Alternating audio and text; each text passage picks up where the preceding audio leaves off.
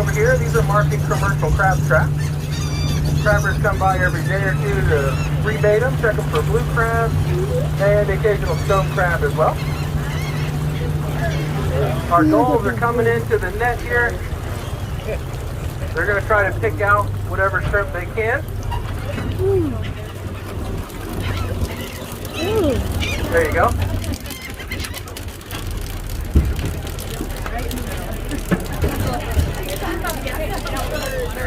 Look at this bird.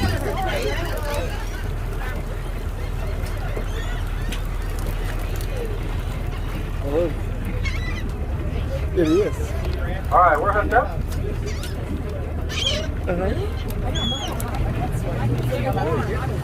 Okay, yes.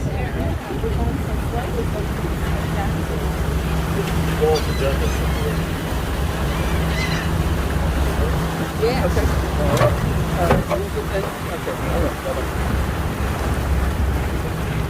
All right, see at least one little shark in there.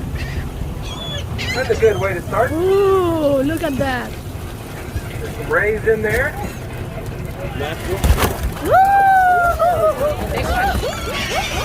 The big stingray, the one that's throwing things around the table.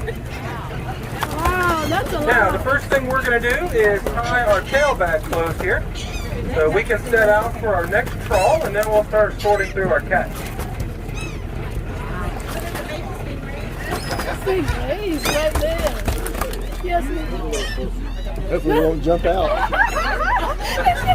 no way. He's gonna jump on me. Look at this bird. All right, we're trailing. Lays down like that. Most of the fish we have in here are these guys. They're called spots. They have this big dark spot right there on their side above their pectoral fin. So that's an easy one. A kingfish. So we've got a lot of little shrimp in here. These are the Georgia white shrimp. And remember, this is next year's harvestable shrimp. So we might see some larger ones as we get out towards the barrier islands. Out there to the sound. That's a decent size one right there. Throw a few of those in. Sharks, they are related to hammerhead sharks, but you can see the head shape is more rounded on the front, where the hammerhead would be more straight across on the front. We have a couple different kinds of rays here. We have a couple small ones. These are Atlantic stingrays. They're the smaller of our rays. They get about 2 feet from wingtip to wingtip, side to side when they're fully grown. Our big stingray back here, this is the southern stingray, and this one gets about 4 feet from wingtip to wingtip when it's fully grown. Wow. We're going to sit here right there. Okay. This one right here is called a bluefish, one of our more predatory, aggressive fish. I know. We have some flatfish in here. Most people think about flounder when they're thinking about a flatfish, but this is not a flounder. This one is in the salt. Down here, you get about the size of my hand when they're fully grown. They're also called a decorator crab. Looks like their things all. Anybody else for the sea trout? He's dead, Jim. It's still slimy. No, he's not. Most people that think about bluefish or they're fishing for bluefish, they're typically going to fish off the beaches for them. They do grow up here in the estuary, taking advantage of all the abundant marine life back here to grow really fast. But they'll typically move offshore as they're getting larger. Detect the electricity given off by other animals. Everything gives off electricity, including us. In salt water, that's conducted really well. Read through. Remember, sharks and rays have multiple gill slits. Now you can imagine if this ray is laid down, if that barb is very sharp on the tip, it's serrated on the sides, then there is venom in the serrated sides of the barb. They have the barb in that location so they can flex their tail and get that barb up and over their back. They spend a lot of their time buried down on the bottom, hiding from predators. So when they do first. All right, you ready? Right up your elbows. Oh my God, it's heavy. That's heavy.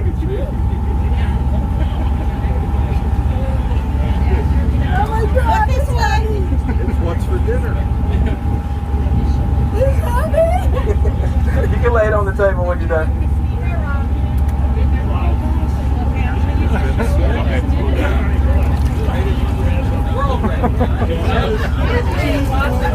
All right, who else wants to come up and hold on to this one? These are the gill slits that they breathe through. Sharks and rays, and they have multiple slits where the fish we're going to look at dig them up. Now you can see the teeth in the front are really sharp. The teeth in the back corners of his mouth, they're flattened out like molars, like in the back of your mouth. He's going to use those flat teeth in the back to crush the shells of those crabs. Crustaceans, little crunchy animals, are going to be his favorite food. And to my knowledge, this is the only species. Want some? You want him? Okay, I won't let go till you have him. Got him? Extras of everything. Yeah, we had other bluefish in there, we had other shrimp, and so everything that we don't need, we just send right back into the water. And if they can get past the birds, then most of them can do really well. He'll be okay for quite a while, even passing them around. That might be in the splash zone. I want to see if he'll stay in the tub there for me. So, again, this is the bonnet head. I don't think he's going to cooperate. Sorry. This is the bonnet head shark. He is a shallow water coastal species. Going to spend his whole life in and around the barrier islands, that shallow coastal waters, right off the beaches, back behind the islands. They only get about 4 feet long when they're fully grown. This head shape up here is going to do a number of things for him. It's going to help him steer through the water, left and right, up and down. Most sharks use their pectoral fins here on the sides to steer through the water. Bonnet heads, scallop heads, hammerheads, they don't have a lot of mobility in these fins. They just kind of stick out there, so they rely more on their head. Right there. Anybody else for this shark here? You can throw it over for me. We have some jellyfish in here. This is a sea wasp. It's in the We're going to be smelly. All right, here comes our third and final net. Let's see if we can add to our collection here. There you go.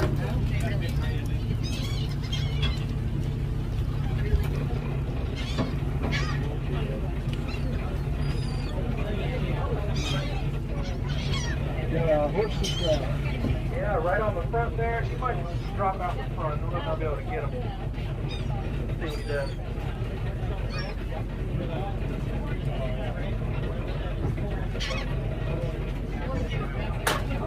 How good is this? All right, we're hooked up.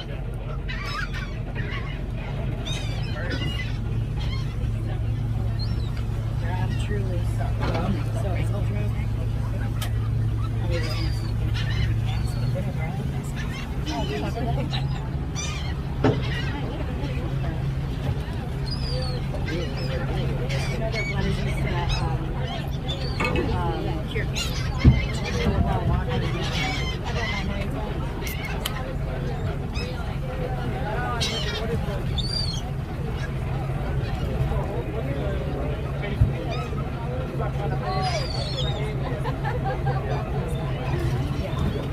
What do you call these? We call them butterfish. What do you call them? Butterfish or bumps. Some people call them bumps. Little bait fish.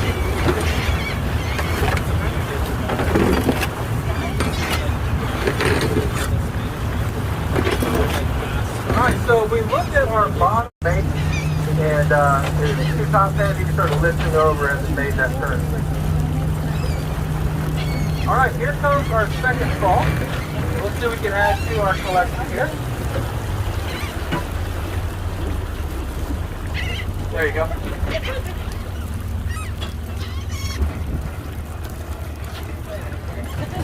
Whenever one of those boats like that is coming in and out of the port, Look at you have that a bird. local captain called a pilot, a local pilot that takes over offshore, brings the boat in, and takes the boat back out, returning it back to the captain's control offshore.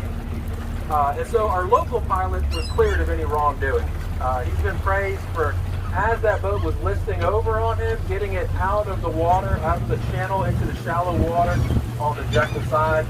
if it had just gone down in the channel without his correction, probably would have lost most of the crew. There's about 24 crew on that type boat. They're all down in the decks doing their jobs when the boat's heading out. Could have lost the whole crew. Could have shut down our port and our economy for 10, 20 years if it had blocked our channel. So really good thinking for him to just get that shallow water quick.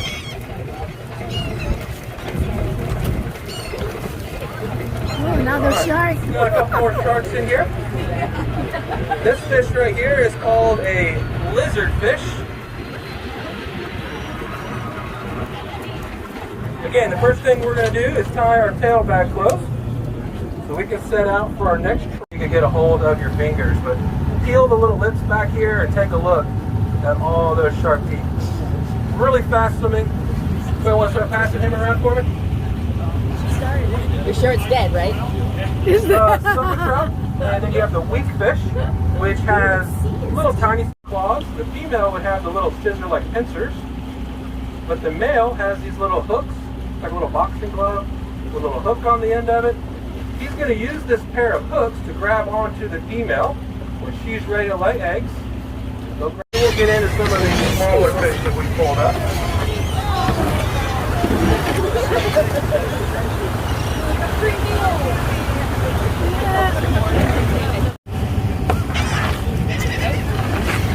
What is this lizard fish here? Oh yeah, the lizard fish, he is a bottom predator. Big mouth with lots of sharp teeth inside there. Kind of props himself up on the bottom, using these little fins on the bottom there. It's a real fast swimming fish to chase after his prey. You want to hold on to him? No. You want to pass him around? Lizard fish. Anybody want him?